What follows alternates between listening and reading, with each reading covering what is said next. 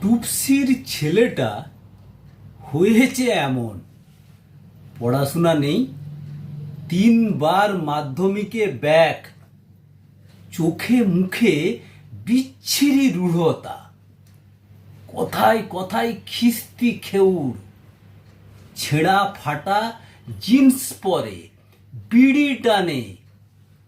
এ ছেলের পৃথিবীতে প্রয়োজন নেই।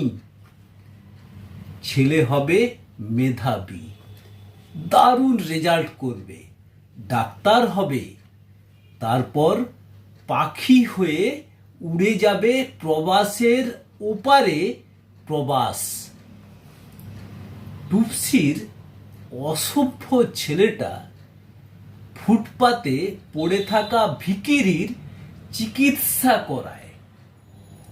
সদ্য একটা কাজ পেয়েছে, মাসে মাত্র 1,500 পাবে।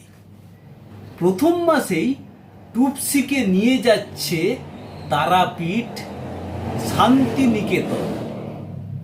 এ বাজারে 1,500-এ বেঁচে থাকা যায়?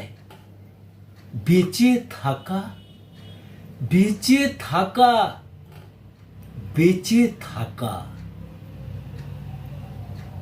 কবিতাটির নাম মন্দ ছেলে।